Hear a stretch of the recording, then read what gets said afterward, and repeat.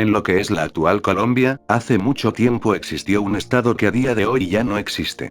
Y prácticamente toda la creación y la esencia de lo que es Colombia se forjó a partir de este estado. ¿Sabías que su nombre es en honor a un antiguo reino árabe, que este no era un reino común y corriente gobernado por un rey? ¿Sabías acaso que fue uno de los territorios más importantes en la historia de Latinoamérica? Si quieres saber esto y más, pues quédate, porque el día de hoy veremos la poco conocida historia del nuevo reino de Granada.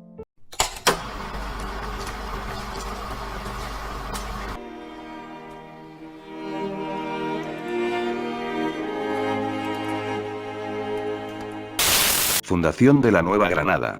Hacia 1538, la conquista masiva de América se estaba llevando a cabo, y de entre las múltiples exploraciones que estaban desembarcando en varios países actuales para iniciar su conquista, ya desde 1525 algunos exploradores españoles habían pisado las costas colombianas y habían fundado ya varias ciudades como Riohacha, Cartagena de Indias y Santa Marta, e incluso a través de los ríos que desembocaban en el océano, se adentrarían más hacia el interior del país fundando ciudades como San Sebastián de Mariquita, San Juan de Pasto, entre otras. Pero no sería hasta que, en 1537, el explorador español Gonzalo Jiménez de Quesada partiría desde Santa Marta Río Magdalena al sur, donde terminaría llegando a la moribunda Confederación Muisca, que caería fácilmente y sería conquistada ese mismo año. Y un año más tarde, Jiménez de Quesada fundaría Santa Fe de Bogotá, actual capital de Colombia, y convertiría al antiguo territorio muisca, junto con las ciudades que ya habían fundado en otros territorios conquistados, en el nuevo reino de Granada. Bogotá sería fundada sobre la antigua ciudad indígena de Bacatá, una de las capitales de la disuelta Confederación, y sería convertida ahora en la capital del nuevo reino, que a su vez sería incorporado un par de años más tarde al virreinato del Perú en una primera instancia. Descubrimiento del oro. Uno de los principales motivos por los que los españoles llegaron al nuevo reino de Granada fue el descubrimiento de oro en la región. A medida que se explotaban las minas, también se creaban nuevos asentamientos y se expandía el territorio. El oro también fue un factor clave para financiar la expansión del Imperio español en América. En este período se remontan los orígenes de la leyenda del Dorado, que, dependiendo de la región, decían que era una ciudad totalmente hecha de oro donde sus habitantes usaban utensilios de oro y vestían telas de oro. Y otras versiones decían que era una laguna donde un cacique se cubría de polvo dorado y se subía a una balsa cargada con ingentes cantidades de oro y se zambullía allí, y que las riquezas quedaban guardadas en el fondo como ofrenda al dios de la laguna. Esta leyenda fue divulgada por los nativos, pero no se sabe con qué fin. Las hipótesis más acertadas dicen que los nativos la inventaron para intentar desviar la atención de los conquistadores y que no les siguieran saqueando ni matando por el oro que tenían, ya que luego de escucharla, muchos se aventuraron por los Andes y las selvas de Colombia y Perú. Podemos destacar que, en la laguna de Guatavita, se llegó a establecer que ese era el punto donde se encontraba el dorado, llegando incluso a usar sistemas de tuberías para intentar vaciar la laguna y descubrir los tesoros que tenía en el fondo. Pero solo encontraban climas extremos, enfermedades tropicales y aborígenes salvajes. Por lo que llegó un punto en que la leyenda fue perdiendo popularidad y le dejaron de ver importancia a la búsqueda de aquel lugar. La búsqueda y explotación de oro por parte de los españoles no solo se limitó al nuevo reino de Granada, sino que se convirtió en una práctica común en todo el territorio americano bajo su control. La fiebre del oro llevó a la creación de sistemas complejos de extracción y comercialización que permitieron la acumulación masiva de riqueza en las arcas reales. A su vez, el flujo constante de oro de América a España fue una de las principales razones detrás del enriquecimiento y la consolidación del poderío del Imperio español en Europa. El oro se convirtió en la columna vertebral desde la cual se sostuvo la expansión imperial, y su valor fue tal que incluso fue utilizado como moneda en el comercio internacional. El reino de Indias más importante. Como ya se había anticipado, el nuevo reino de Granada fue uno de los territorios más importantes en la historia del continente de América más allá de la explotación del oro, porque fue a través de él que se hicieron los primeros y más primitivos proyectos para unir a los dos océanos, Atlántico y Pacífico, al tener este costa en ambos, lo que le daba una posición geográfica muy estratégica, pero la actividad económica principal era la explotación de recursos, ya que para el cruce interoceánico se usaba principalmente el istmo de Panamá, o se bordeaba por el Cabo de Buena Esperanza. Pero de aquí surge la pregunta. Entonces tuvo un rey, ¿y a qué hace referencia Reino de Indias? Se puede decir que ambas preguntas se responden igual. Un reino de Indias fue la denominación creada por la corona de Castilla para ciertos territorios en América y Asia. Básicamente, cuando un territorio recibía la denominación de reino, era porque en la teoría, se le consideraba como parte integral y directa de la corona de Castilla, como lo pudieron ser Galicia y Toledo, pero en la práctica, eran solo colonias de ultramar que en gesto simbólico reconocían al rey de Castilla como su rey, pero eran administrados de facto por un gobernador. Eso quiere decir que el nuevo reino de Granada, nominalmente estaba en unión personal con Castilla, pero en la práctica el que se podría considerar como el rey, era alguien con el título de gobernador. Su nombre es también bastante curioso, ya que el reino de Granada fue el último estado árabe de la península ibérica, cuya ocupación y expulsión de casi toda su gente dio fin a más de 720 años que había abarcado la Reconquista, por lo que sería nombrado en su honor. Su importancia llegó a ser tal, que el puerto de Cartagena de Indias se convirtió en un pilar fundamental de la economía del Imperio español, por lo que este puerto fue presa constante de numerosos ataques corsarios ingleses.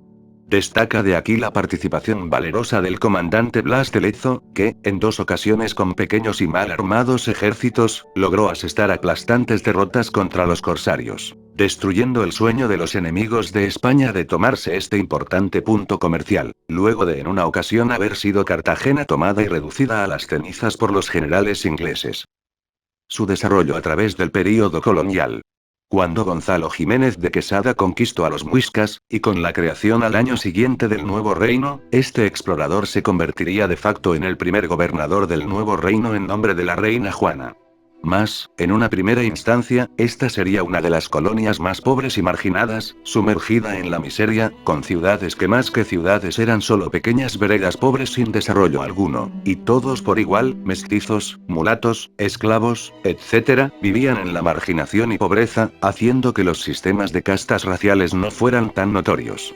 Los únicos ricos eran los dirigentes peninsulares. En una primera instancia, Jiménez de Quesada y sus hombres formarían la primera oligarquía de Colombia, que se enriquecerían para beneficio propio a costa de esclavizar severa y violentamente a los nativos, aunque posteriormente, durante las reformas de Carlos I, se crearía en 1549 la Real Audiencia de Santa Fe, y el presidente de la Real Audiencia ejercería también como gobernador, a su vez que Gonzalo Jiménez era enjuiciado y despojado de sus títulos junto a sus hombres. Algunos de ellos fueron ejecutados mientras que él logró refugiarse en San Sebastián de Mariquita hasta su muerte en 1579. Y con las reformas de Felipe II, los gobernadores perderían autonomía y se endurecerían las medidas para controlar sus acciones, por lo que esto indirectamente también ayudó al enriquecimiento de ciertas castas, la leve disminución de la pobreza en las castas bajas, el desarrollo de las ciudades y la fundación de otras nuevas como Medellín en 1616. Desde la proclamación del reino, se había dictado un estatuto especial para esta colonia, y es que a esta colonia solo podrían llegar castellanos puros, ni siquiera gallegos ni mucho menos aragoneses, pero se llegó a haber un muy reducido número de vascos y moriscos. En un inicio, los esclavos fueron los propios nativos, pero con las denuncias hechas ante los reyes y la disminución de las poblaciones, estos autorizaron la importación y uso de esclavos africanos, por lo que una nueva etnia sería integrada, naciendo nuevas castas como los zambos y afrocriollos, mientras que los nativos serían relegados a ciudadanos de segunda. De toda esta mezcolanza de etnias, surgiría lo que es el actual pueblo colombiano, compuesto por los mestizos de puros, los mestizos de mestizos y criollos, creando una identidad regional propia, igual que en las otras colonias, que marcaba su diferenciación con el resto.